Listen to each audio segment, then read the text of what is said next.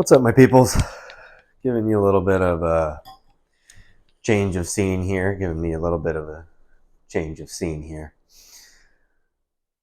I don't have too much to rant about today, even if you call that last video a rant. Today will probably be nothing like it.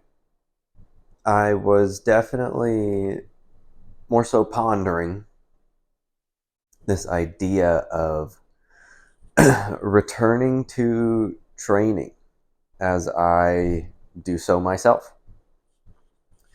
I look back on my athletic career. I look back on just all of the things that I practice personally. And then I look around and I go, wow, a lot of other people find themselves in similar circumstances, and vice versa. I find myself in similar circumstances as many other people. Whether you are somebody that just got injured or got sick or had a kid or moved and changed jobs, basically anything that changed your lifestyle in a way where you felt like you couldn't continue working on your physical self the same way that you were prior to whatever event that was that happened. So, backstory, I moved, not necessarily changed my job, still coaching and personal training, but in a different capacity. I got injured enough that it definitely changed my trajectory. Earlier this year, I was not necessarily hell-bent on excelling in my Olympic lifting career or within my CrossFit career or passions to the degree that it was going to take me to a higher level on the competition scale. But I was practicing it frequently being, I'd say, anywhere between 4 to 6 times a week, with a fair amount of intent behind it. Trying to progress in terms of weight, trying to progress in terms of technical abilities, trying to progress in terms of, my habits and my processes and my ways of thinking. And I hit a point along the line where I was working really well. I was excelling at rates that I felt were appropriate to my standards. I hit a goal of mine within kind of the framework of my training and my training year and how I see things out and how I plan things out. And I did not know where to go. I did not know where to go from there. I was content. And I think it's important to actually experience some form of content every once in a while, as you should be able to use that time to look back and maybe review and reflect, as well as look forward and plan and dream appropriately for your future. And again, all of this is in regards to kind of my own training or just people's training in general, how you take care of your body and what you choose to do to take care of your body or challenge your body. So that was from maybe January to the end of May. It was probably a good 5-month stint where it went exactly how I planned it out to be and dreamt it out to be as well, which is really neat. And then boom, curveball. A few injuries along the line, a few that were already some things that I was already dealing with my hip and with my shoulder. minor strains and tears, nothing requiring surgery, but definitely enough to ask me to slow down and reassess the path that I was on. I had also at the time been looking into combat sports. I had grown up in martial arts. I had grown up in a karate studio. I loved it. I spent many hours there learning the forms and enjoying the community and practicing the discipline that is traditional karate. And I always felt that through going through things like weightlifting, things like CrossFit, kind of barbell centric sports or activities, I missed the element of human contact for sure. So I got into striking, and what I mean by that is I took a lesson with a friend once, and then practiced a lot in my living room. And then basically did the same thing with jiu-jitsu. I might have gone to a handful of classes and then asked my friends to roll with me that were also interested. And alongside that, in my limbo of deciding what to do next for weightlifting and CrossFit, I packed on way too much strain for my body. I ended up hurting my elbow. I ended up hurting my wrist. Just, again, some small tears, little baby fracture. Nothing that's gonna, maybe put me back for 6 months, 9 months, a year. Granted that's I don't take care of it well. But all of this led me to think, wow, you do age. Again, not that I'm old or older or in any means. Again, ripe 25.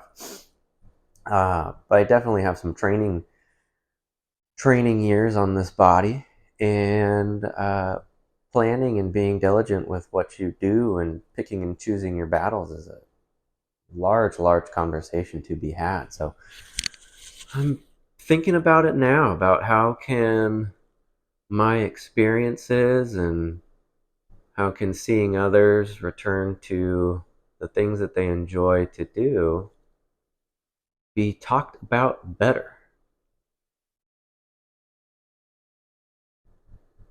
I'm almost quiet in this moment, kind of reflecting and almost listening to the voice in the back of my head that says, "Oh, dude, why, that was stupid. Why'd you do that anyway?" The negative talk in the back. But instead, I'll entertain the other side and think, all right, this is where I'm at. This is where some people are at with their lives as well, getting taken a little bit off track. What's next? Last video, I discussed kind of that low-hanging fruit of stretching. It was something to do when you don't know what to do, and it's really easy to do, and it's going to at least keep some of the essentials in check, preserving the ranges of motion of your joints and your of your joints and your muscles and your body, and just making sure that you know left from right, up from down, how far you can bend forward, how far you can bend backwards before something starts to happen. And then I look at training as a whole, and I go, you know what? I really love the idea that CrossFit presents, and that's why I always recommend it to people. I think the outside view of CrossFit will always be blurred by what the CrossFit games are and what social media presents. But the ideas behind it, I think, are basic yet incredible. And that if you are somebody that is returning to a training program, if you are somebody that is attempting to return to sport or just the things that you enjoy doing, I would look to the tenets. And in my opinion, these are the tenets. Have a well-balanced mixture of things that challenge your cardiovascular system. So things, if I can simplify this or reduce it to two things, it would be breathe really hard for short periods of time and breathe at a light to moderate effort for long periods of time.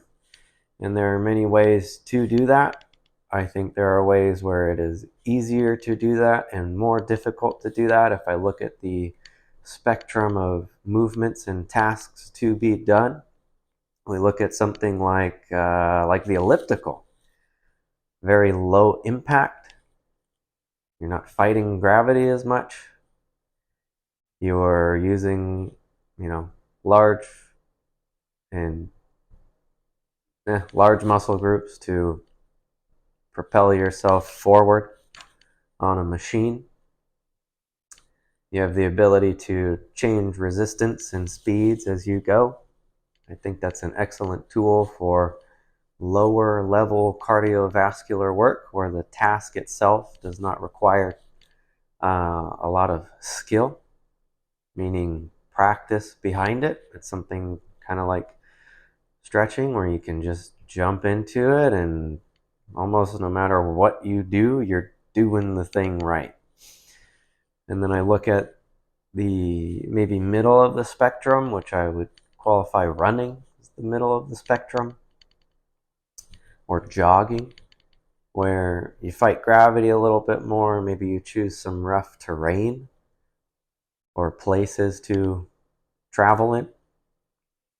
That definitely requires a little bit more skill, or at least knowing your thresholds of how long you should be running, how fast you should be running in order to get the benefits of training in a higher heart rate zone or a lower heart rate zone appropriately. Meaning, if you set a plan, you could stick to it, or that you maybe don't put yourself at risk of injury or overdoing it too soon. And then I look at the higher end of the spectrum where we look at, cardiovascular benefits or cardiovascular events that occur when you are lifting weights, which is seen a lot in CrossFit, which is, I think, where CrossFit catches a lot of flack. And it takes a lot of fine tuning in order to get that right.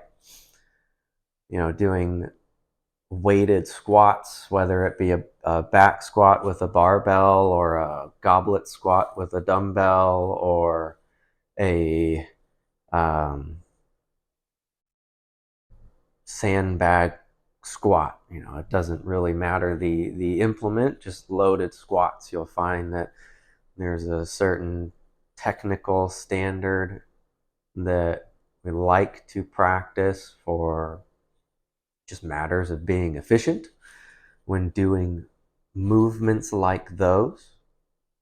And the cardiovascular component that we usually experience when doing something like that makes it very difficult to sustain certain movement patterns, certain habits, or,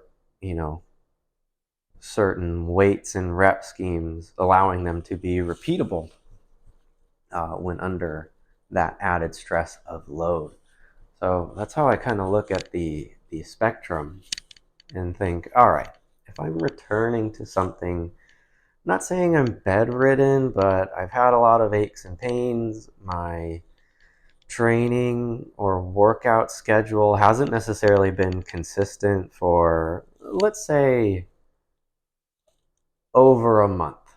Let's say over a month. You've been out of it for 3-4 weeks. You're going to start to see decline from whatever state you were in before, whatever shape you were in before. If you were away from longer, well then it just I'm just saying scale down, revert back to take it easier than you think.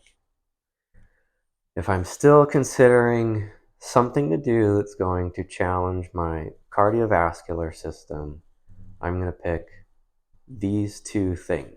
And I'm personally going to incorporate these into my plan as I change my lifestyle, get into a new routine, take care of some injuries that are still present and affecting the standards that I have set for myself.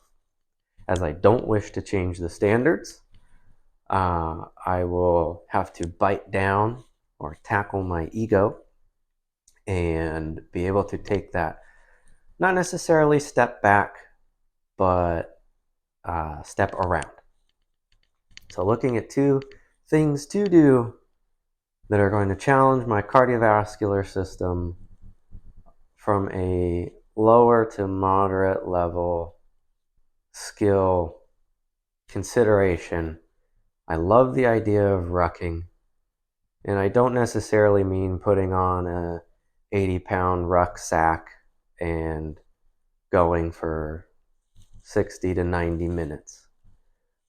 As I love that idea, I know that that level of work will hinder the other things that I would like to do. So then I just do a little bit of subtraction, and I go, all right, what's the closest I can get to there? I'd say I have a weight vest. It's 20 pounds. I might be able to put a little bit more in there. So 20 to 30 pound weight vest, which isn't a ton in comparison to my total body weight. So I should be able to maybe travel further with that implement. I should be able to travel at a faster pace with that implement, and I will be getting the benefits of kind of that lower end steady state cardio where I can nasal breathe, have a conversation throughout my work, and uh, just be able to check it off the list that I did movement today. And then I would look at the other end of challenging my cardiovascular system, and that is high output, shorter periods of work, thinking anywhere between 10 seconds and maybe 2.5 to 3 minutes worth of going for it. I love the idea of sprinting, given that I have practiced sprinting in the past. I have a technical base and habits to fall back on, which is great. I think if you do not, that is fine. Your brain will regulate how fast you go and what you look like and what to practice for you. I don't love the idea of sprinting on flat ground. I love the idea of sprinting hills, just because it will control my ability to get up to speed as well as sustain that higher pace, which is typically where technical breakdowns occur, or perhaps overexertion occurs as well. So I think those two exercises or implements will be making their way into my program, as well as are good places I think that anyone can start. Obviously, some people will be slower and some people will be faster and some people will travel farther and some people won't travel as far. But I think as long as you practice the tasks, take notes diligently, and find ways to continue on, you're doing what you can do. And then I look at the next thing in terms of what the CrossFit methodology gets at. and I look to the gymnastics component of being able to move your body within space freely and well. There are many different variations of rolling and flipping and jumping and pulling your body and pushing your body against many different surfaces and objects, as seen in something on a more extreme level like the Olympic sport of gymnastics, of tumbling and high bars and rings and pommel horses and uh, vaulting and things like that, as well as more extreme things, maybe more on the street level, like parkour and tricking that involves a lot of, um, you know, flipping and twists and rolls and jumping and landing off of, I guess, what would be non-traditional gymnastics implements. I don't plan on practicing any of those things, but in the back of my mind, I would love to be able to uh, try those things without fear of being unprepared. So as I go through any of my gymnastics progressions, I plan them with the final of intent of getting to do something like that. Now, not everybody wishes to, and this is where you can use them as compound movements in your training, um, to get the benefit of strengthening your joints and muscles through certain ranges of motion. So that's where I will start. I will start with pull-ups. I very much enjoy doing a rotation of pull-ups that involve use of a tempo, meaning changing the speeds at which I do them, slow, fast. I enjoy doing them weighted, given that I can do a fair amount of pull-ups unweighted. That poses an appropriate challenge for me, given that I'm coming off of a arm injury. Maybe the max amount of weight compared to what I used to do in the past may not be the same, but I can still do the task at hand well. I will disregard maybe what I used to do because I'm not in the same position, and work in the same manner that got me to those places, as well as consider some new things that might be able to progress me past those places. So let's say I can't do something like a pull-up. There are many scaling modifications to be made. You know, there are many implements that can help you reduce the amount of body weight that you are pulling. There are many shapes and positions that resemble pulling your body weight, and those can always be referred to. So if you are somebody in a position that may not be able to pull on their own body weight for multiple repetitions or with load, that's totally fine.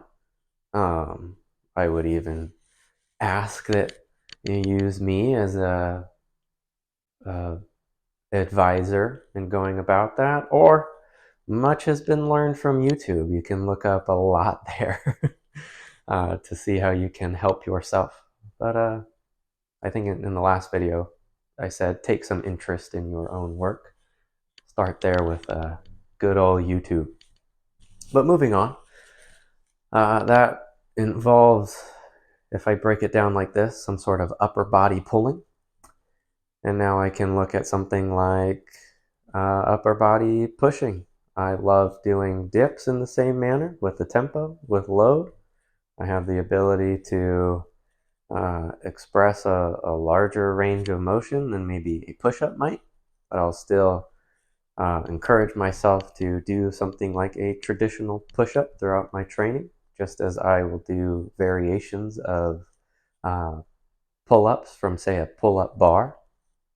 I will try and mimic shapes that involve pushing against resistance from many angles and perspectives. I do have to be careful with the amount that I do coming off of injury. So again, I'll have to tackle my ego and say, you know what? Instead of trying for sets of 20 to 30 or 30 to 40 today, or trying to do a dip with a 70-pound kettlebell attached to my waist, we take it back, and I look to effort. Effort is key in gauging your work. If your head feels like it's going to explode, you're putting out high effort. And sometimes that happens when you're lifting the 30-pound kettlebell instead of the 70-pound kettlebell, and you go, all right, I put in the effort required to make a difference today. Moving on to something like lower body gymnastics, this is where I think you can explore a little bit more than something like bending over any hinge patterns or any squatting patterns. I think this is where you can get into single leg work, which I really enjoy. Something as simple as a walking lunge. I'll even categorize types of jumping, hopping, and skipping as gymnastics work. I'm a big fan of things that look like play, and that has always looked like and felt like play to me. I love being able to jump off of things and balance on one leg and, run across a log or climb a tree, and I think all these fall within the same category. So I'll be practicing various ways of challenging my lower body through maybe unconventional means compared to how I would normally strengthen my lower body with things like squatting and deadlifting. I love the idea of walking lunges. I love the idea of vertical and broad jumps and jumping off of objects such as a box. I love the idea, going back to upper body things, maybe climbing, but maybe climbing implements that also incorporate the use of your legs, such as a rope climb, or if you're not necessarily crazy or weird like me, but willing to try some other things, heck, climbing a tree, getting outside and going on some interesting terrain that's going to challenge you to maybe think about your next step, or think about where you want to place your body next in regards to where you are in your environment. I don't think that's for everybody in a sense that that's where you start. But I think the idea behind giving yourself a few tasks that are going to challenge how you move your body through space, maybe unloaded or with incredibly light load, manageable load, to where you don't feel like you are weightlifting, is a good idea. And then finally, we get to weightlifting implements. Typically, when I refer to weightlifting, I'm talking about Olympic weightlifting, the snatch and the clean and jerk, but this could be picking up a sandbag and walking 20 feet with it, so much so that it's heavy and you are struggling towards the end. It could be sitting down in a preacher curl machine and seeing how well you can challenge your biceps to work in isolation with a preacher curl. Things where you meet a fair level of resistance. It's not very repeatable, You can maybe only do kind of a typical 3 to 5 sets of 3 to 5 reps that are challenging. There are many weightlifting movements that take a lot of practice in order to uh, maybe become the best in, but that doesn't mean that they cannot be used. I would very much encourage people to find a weightlifting implement that is going to basically be a staple in their training. For myself, having practiced weightlifting for the better part of 10 years now, maybe, I have no issues with all the variations and all the different tasks and habits required. So it's a staple in mine, but it may not be in yours. This is where people might revert to bodybuilding style workouts where you work in isolation. You have maybe the external support of a machine to ensure better quality, better mechanics, better habits while you exert yourself. Personally, I choose to incorporate, I think, every single tool there is when it comes to weightlifting. I look at isolation things like bodybuilding, um, sorry, I already said that. In isolation. There you go again. I look at things that are a little bit more free flowing, like the use of kettlebells and dumbbells, where you have the option to maybe move in different direction or many different planes. And then I look at things like more traditional powerlifting and weightlifting, where I'm using a barbell to challenge myself. And then I look at strongman style events where there's the use of odd objects, non-traditional, meaning not a barbell, not dumbbells, not machines, not kettlebells. Maybe the use of an anvil, maybe the use of a sandbag or a kind of like the Husafel stone, things that are going to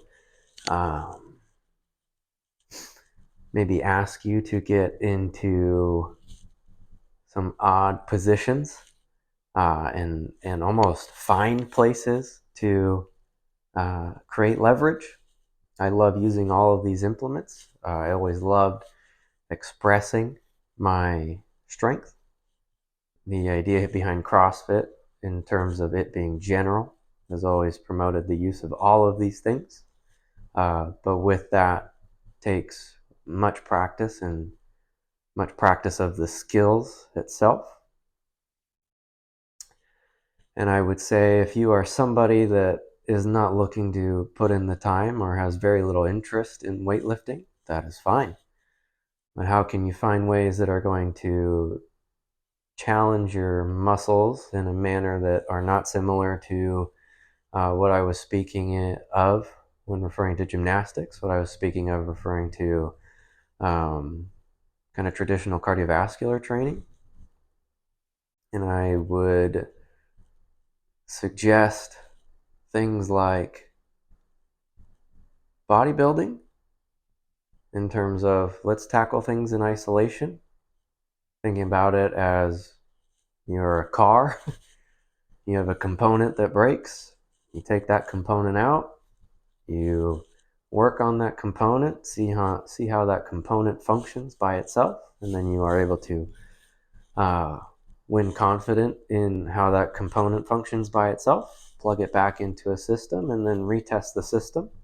I love testing the whole system by using something like strongman activities, where you challenge yourself with odd objects. Say that anvil, say that sandbag, say you use those kettlebells and dumbbells and you take them for a walk.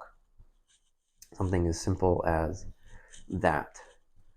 So as I return to what I like to do, I'm again going to bite down on the ego, have a talk with him, and say, hey, You can continue to do these tasks and things, but maybe not at the rate and the level at which you had before.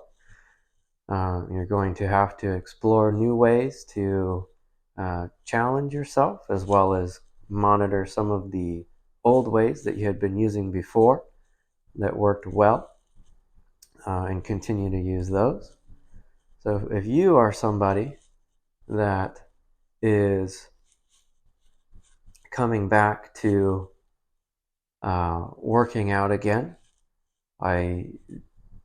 even if you are somebody that was in a niche and singular sport like weightlifting, or for example, maybe rowing, I would still consider challenging yourself in other ways. You may not have to be the best at it, but I think it's important as a human to maybe look at those three things, which are challenging your cardiovascular system with what we refer to as monostructural type movements and events.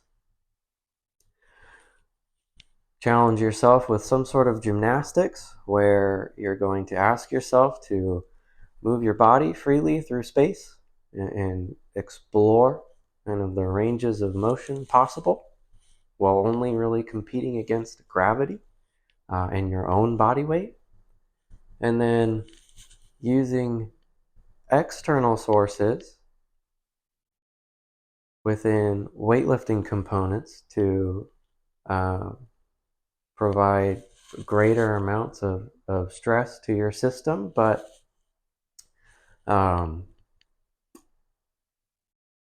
in amounts and rep ranges and loads that are truly challenging and not necessarily repeatable for long bouts of time. So I think if I take into account those three things, paired with, of course, a good maintenance routine like stretching, and then a good nutrition routine, which I guess I'll talk about in another video, and then have a support group and a healthy lifestyle outside of just your little training, you'll find yourself in a better spot. And really, I'm speaking to myself right now and encouraging and reassuring myself that I think if I stick with those things, I'll be good. And I hope you guys will be too. So thanks for listening to this spiel. As always, drink your water, eat your food, stretch your stretches, take your walks, sleep your sleep, and get ready to do it all again tomorrow.